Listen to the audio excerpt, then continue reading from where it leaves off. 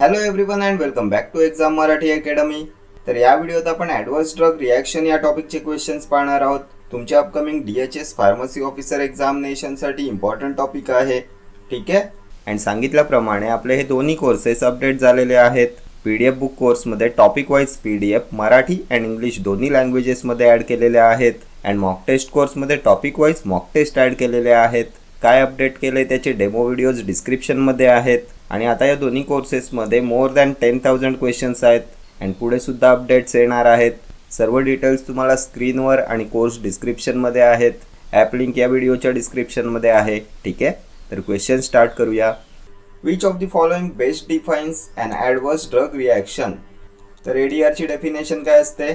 Any unintended effect of a drug at normal dose, any toxic effect at high dose, drug abuse, medication error. तर बघा, unintended effect असतो ना, normal डोसमुळे होणारा unintended effect, अनपेक्षित परिणाम, option A येईल. Unintended effect at normal therapeutic doses, adverse drug reaction. Any toxic effect at high dose काय असते? तर याला ओव्हरडोस किंवा टॉक्झिसिटी म्हणतात. टॉक्झिसिटीची डेफिनेशन आहे ही. Any toxic effect at high dose. Drug abuse, तर intentional non therapeutic use of a substance, drug abuse, औषधाचा गैरवापर. ठीक आहे. नेक्स्ट पाहूया. A patient on long term therapy develops osteoporosis and adrenal suppression. This ADR is classified as. Long term थेरपीवर आहे patient, osteoporosis and adrenal suppression झालंय. कोणत्या टाईपच्या ADRमध्ये येईल हे? टाईप A, B, C की D? तर टाईप A ऑगमेंटेड लिहून घ्या. प्रेडिक्टेबल असते, डोस रिलेटेड असते. टाईप B तर बिजारे येते ना, बिजारे टाईप B. अनप्रेडिक्टेबल आहे, नॉन डोस रिलेटेड आहे. मेनली ॲलर्जिक रिॲक्शन्स यामध्ये येतात. बघा, या चारही टाईपचे ADR इम्पॉर्टंट आहेत. प्रत्येकावर एक्झामला तुम्हाला क्वेश्चन विचारण्यात येईल, सो नोट करून घ्या, खूप इम्पॉर्टंट आहे. Allergic reaction type B. बघा, जर तुम्हाला पेनिसिलिनची ॲलर्जी कोणत्या टाईपच्या ADRमध्ये येते हे विचारण्यात आलं तर टाईप B. प्रिव्हियस इयर विचारण्यात आलेला क्वेश्चन आहे. Penicillin allergy is an example of type B adverse drug reaction. बिजारेमध्ये येते. टाईप C, तर Cमध्ये क्रोनिक येते. लॉंग टर्म थेरपीमुळे होतात type C adverse drug reactions. तुमचं ऑस्टिओपोरोसिस, ॲड्रिनल सप्रेशन हे एक्झाम्पल्स आहेत टाईप C ADRचे. हेच विचारलं ना क्वेश्चनमध्ये. ऑप्शन C येईल तुमचं करेक्ट आन्सर. ॲड्रिनल सप्रेशनचा क्वेश्चन याआधीसुद्धा रिपीट झाला होता, इम्पॉर्टंट आहे, नोट करून घ्या. Type C adverse drug reaction. Type D, तर डिलेट टाईप, टाईप D. तुमचे बर्थ डिफेक्ट्स जे असतात ते टाईप Dमध्ये येतात. त्यानंतर तुम्हाला जर कॅन्सर विचारला तर टाईप Dमध्ये येते. ड्रग घेतल्यानंतर खूप दिवसांनी या डेव्हलप होतात, so delete type, type D. ठीक आहे. बघा, यातून तुम्हाला 3 ते 4 क्वेश्चन एक्झामला विचारण्यात येतील, सो इम्पॉर्टंट आहे. ठीक आहे. नेक्स्ट पाहूया. Type A ADRs are bizarre and unpredictable, dose dependent and predictable, allergic reactions, idiosyncratic reactions. तर आत्ताच पाहिलं ना प्रिव्हियस क्वेश्चनमध्ये, A फॉर ऑगमेंटेड पाहिलं ना आपण, प्रेडिक्टेबल असतात, डोस रिलेटेड असतात. ऑप्शन B येईल. एक्झाम्पल विचारलं तर काय सांगाल? तर इन्सुलिनमुळे जी ब्लड शुगर लो होते ती येते तुमच्या डोस डिपेंडंट प्रेडिक्टेबल ADRमध्ये, टाईप A मध्ये. लिहून घ्या, इम्पॉर्टंट आहे. बिजारे अनप्रेडिक्टेबल, तर टाईप B पाहिलं ना, ॲलर्जिक रिॲक्शन यामध्ये येतात. पेनिसिलिन ॲलर्जी एक्झाम्पल पाहिलं आपण. ॲलर्जिक रिॲक्शन्स, तर type B, bizarre unpredictable. Idiosyncratic reactions विचारलं तर हे सुद्धा येते टाईप B मध्ये. या रेअर अनप्रेडिक्टेबल रिॲक्शन्स असतात, यासुद्धा टाईप B मध्ये येतात. ठीक आहे. नेक्स्ट पाहूया. Which of the following is an example of type B ADR. Hypoglycaemia with insulin. तर काय पाहिलं आता प्रिव्हियस क्वेश्चनमध्ये? इन्सुलिनमुळे जी ब्लड शुगर लो होते ते कसलं एक्झाम्पल आहे? तर टाईप A मध्ये पाहिलं ना आपण, dose related, predictable, augmented.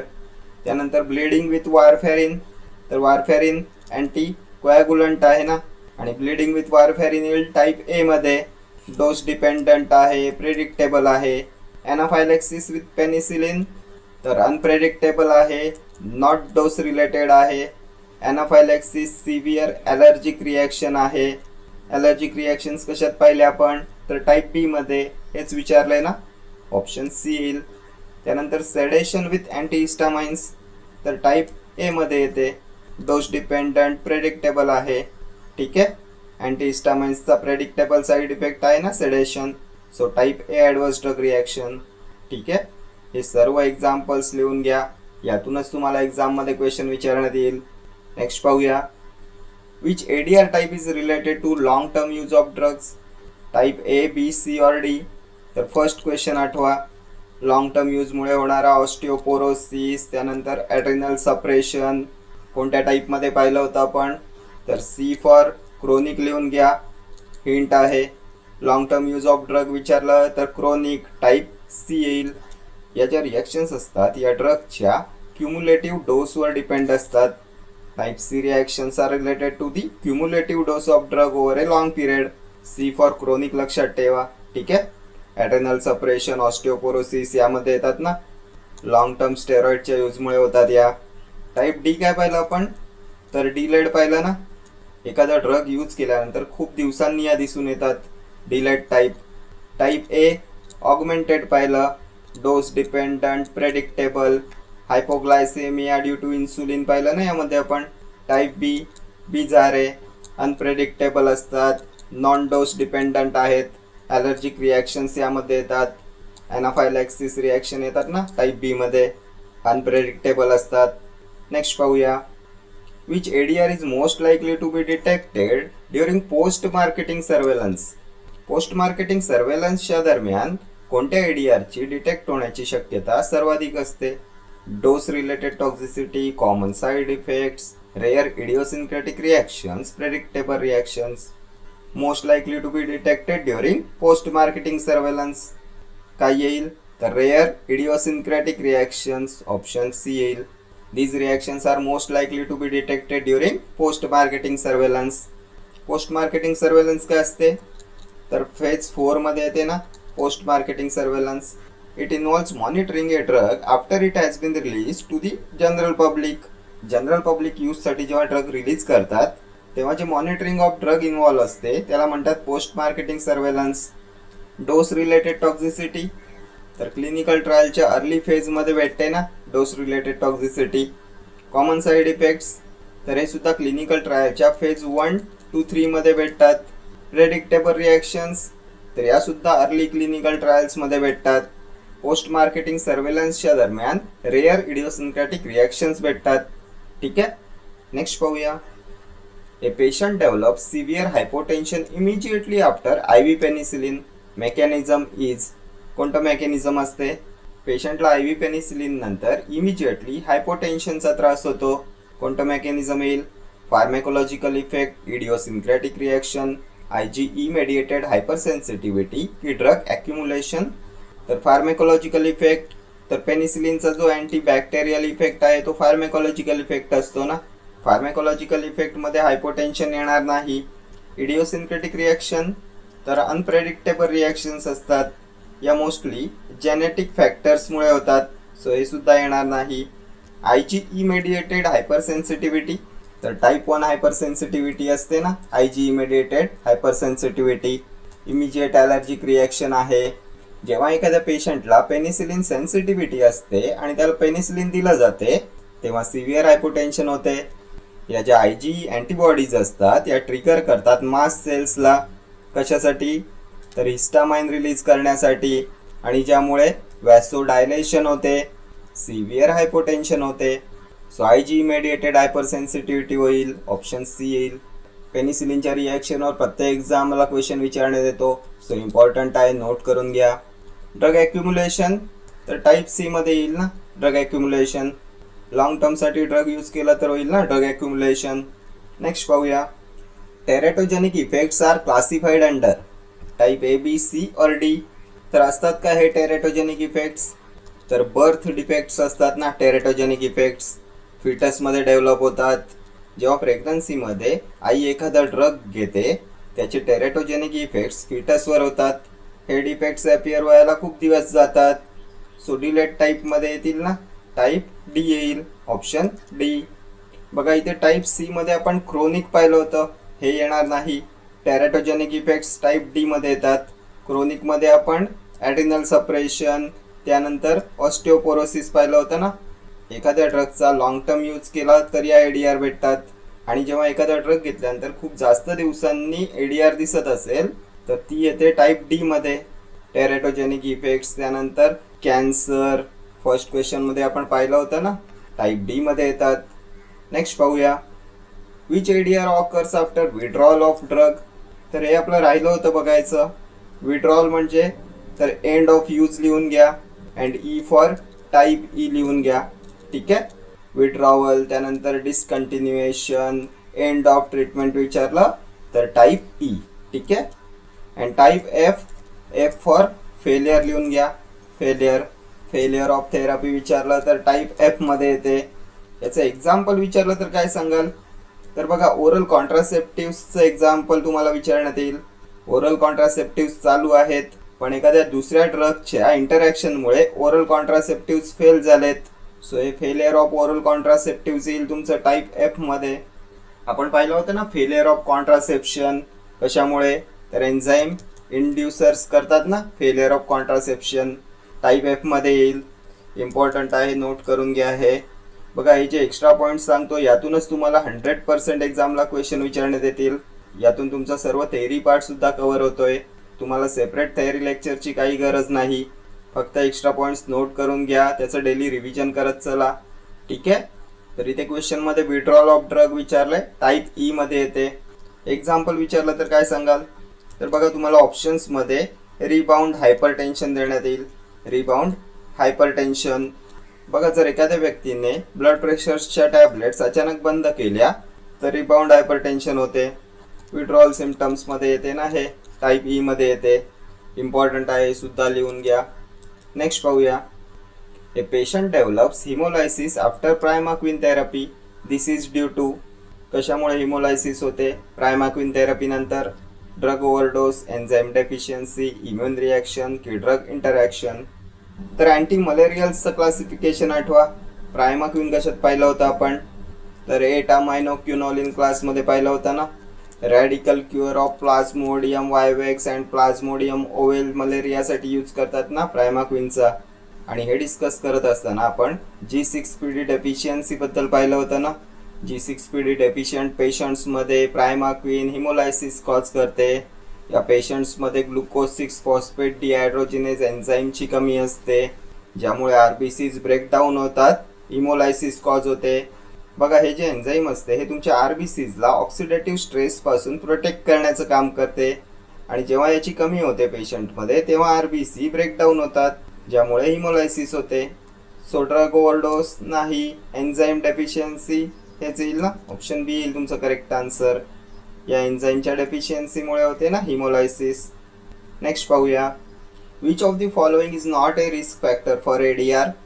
Adverse drug रिॲक्शन्ससाठी रिस्क फॅक्टर नाही आहे. एज, पॉलिफार्मसी, जेनेटिक फॅक्टर्स की कलर ऑफ टॅबलेट. तर कलर ऑफ टॅबलेट येईल ना, option D. This is not a risk factor for ADR. टॅबलेटच्या कलरचा ADRशी काही संबंध नसतो. बाकी एज, पॉलिफार्मसी, जेनेटिक फॅक्टर्स हे ADRवर इफेक्ट करतात.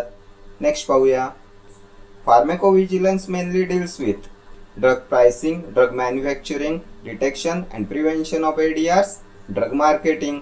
कोणाशी रिलेटेड आहे फार्माकोव्हिजिलन्स. तर ड्रग प्राइसिंग यामध्ये येत नाही, ड्रग मॅन्युफॅक्चरिंग सुद्धा नाही, detection and prevention of ADRs option C येईल. फार्माकोव्हिजिलन्स रिलेटेड असते to the detection, assessment, understanding and prevention of ADR. लिहून घ्या, इम्पॉर्टंट आहे.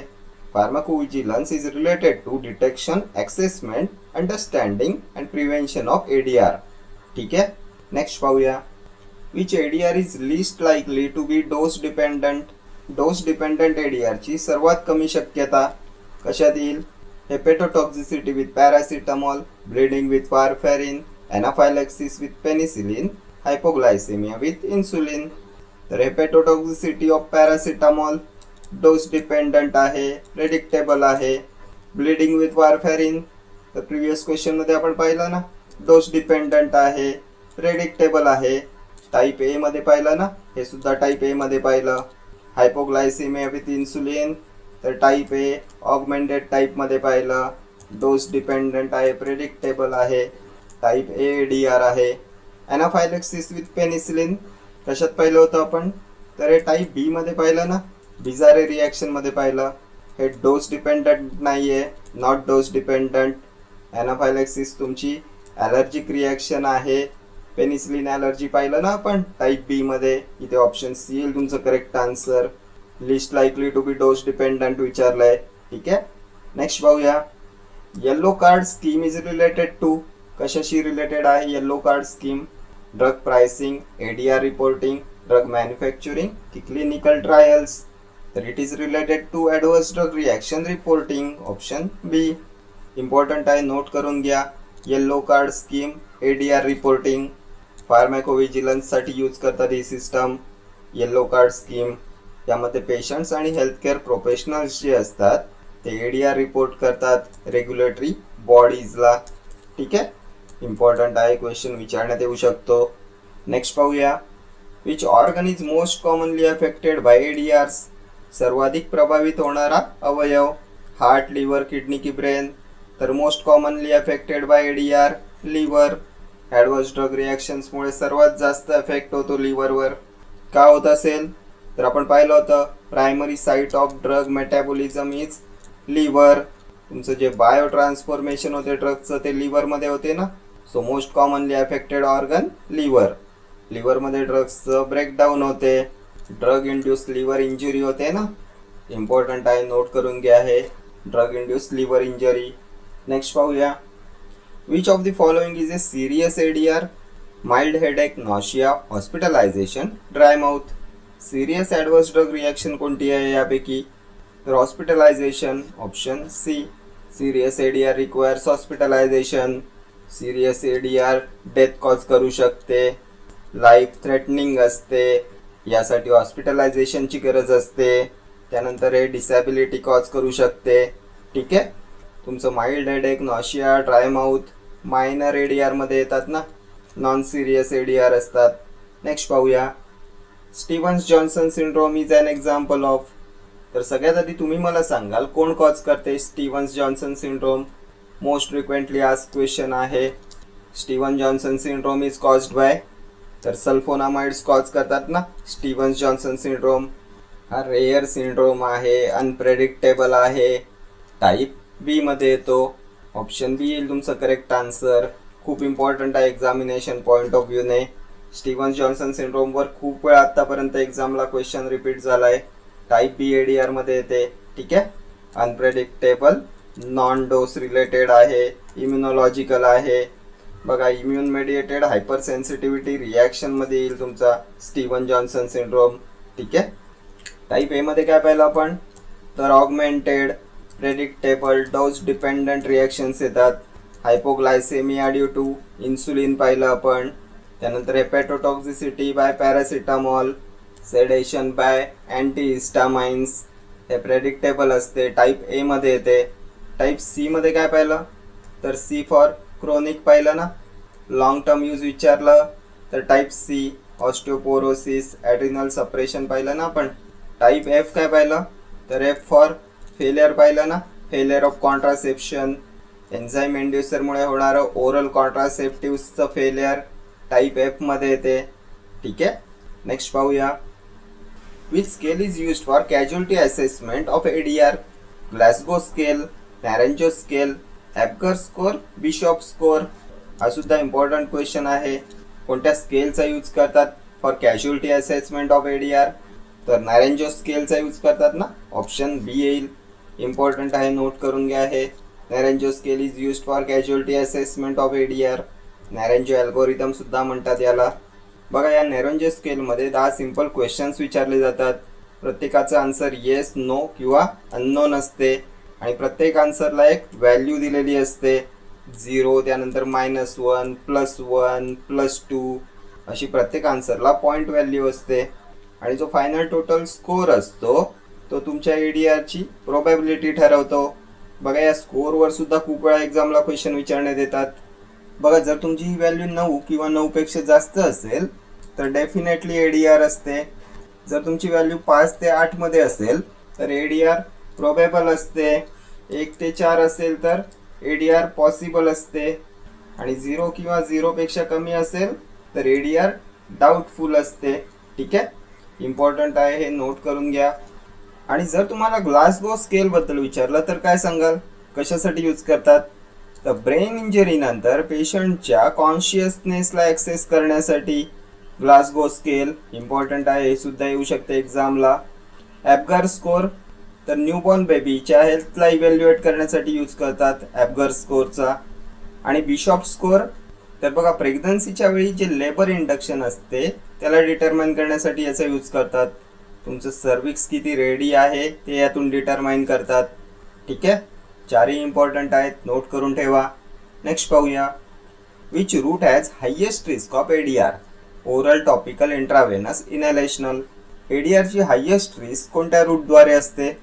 तर IV रूटने असते ना, ऑप्शन सी. IV route is associated with the highest risk of ADR. का असते हायेस्ट रिस्क? तर IV रूटने 100% बायो अवेलेबिलिटी असते ना, ड्रग डिरेक्टली ब्लड स्ट्रीममध्ये जाते ना, सो ADRची सुद्धा हायेस्ट रिस्क असते. त्यानंतर IV रूटने रॅपिड ऑनसेट ऑफ ॲक्शन असते ना, त्यामुळे ADR रिस्क सुद्धा हायेस्ट असते. ठीक आहे, नेक्स्ट पाहूया, which ADR is dose independent? तर type A dose dependent predictable पाहिलं ना आपण. Type B dose independent unpredictable. Option B येईल इथे तुमचं करेक्ट आन्सर. बिजारे रिॲक्शन्स असतात ना टाईप बी मध्ये. Unpredictable, dose independent. Penicillin allergy पाहिली ना आपण टाईप बी मध्ये. ॲनाफायलॅक्सिस रिॲक्शन्स येतात टाईप बी मध्ये. Type A hypoglycaemia by insulin, hepatotoxicity by paracetamol, sedation by antihistamine. Type C